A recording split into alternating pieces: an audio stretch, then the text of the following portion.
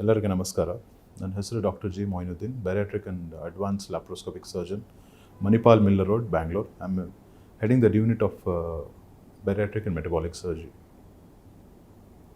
Doctor, ಈಗ intermittent fasting ಅಂತ ತುಂಬ ಜನ ಈಗ ತುಂಬ ಟ್ರೆಂಡಿಂಗಲ್ಲಿ ನಡೀತಾ ಇರೋದು. ಪ್ರತಿಯೊಬ್ಬರು ಯಾರು ನೋಡಿದ್ರು ಇಂಟರ್ಮಿಟೆಂಟ್ ಫಾಸ್ಟಿಂಗಲ್ಲಿ ಇದ್ದೀನಿ ಆ ಥರ ಹೇಳ್ತಿರ್ತಾರಲ್ಲ.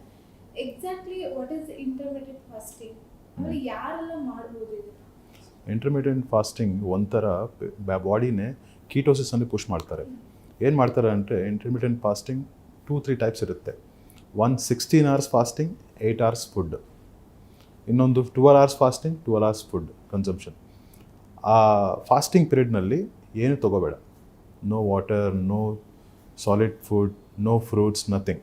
Complete fasting. ಇನ್ನೊಂದು 8 hours ಇರುತ್ತೆ ಅಲ್ಲ, ಆ 8 hoursಲ್ಲಿ ಫುಡ್ಡು ತೊಗೋಬೋದು. ಏನಾದರೂ ಫ್ರೂಟ್ಸ್ ತೊಗೋಬೋದು, ಎಲ್ಲ ತೊಗೋಬೋದು. ಈ ಪ್ರಾಸೆಸ್ಸಲ್ಲಿ ಏನಾಗುತ್ತೆ ಅಂದರೆ, ಬಾಡಿನ ಕೀಟೋಸಿಸಲ್ಲಿ ಪುಷ್ ಮಾಡುತ್ತೆ. ಈ ಕೀಟೋಸಿಸಲ್ಲಿ ಫ್ಯಾಟ್ ಬರ್ನ್ ಆಗುತ್ತೆ. ಇಂಟರ್ಮಿಟೆಂಟ್ ಫಾಸ್ಟಿಂಗ್ ಚೆನ್ನಾಗಿ ಆಪ್ಷನ್ ಮಾಡ್ಬೋದು. ಇಂಟರ್ಮಿಟೆಂಟ್ ಫಾಸ್ಟಿಂಗ್ ಆಪ್ಷನ್ BMI ಕೆಳಗಡೆ 30 ಕೆಳಗಡೆ ಇದೆ ಅಂದರೆ ಮಾಡ್ಬೋದು.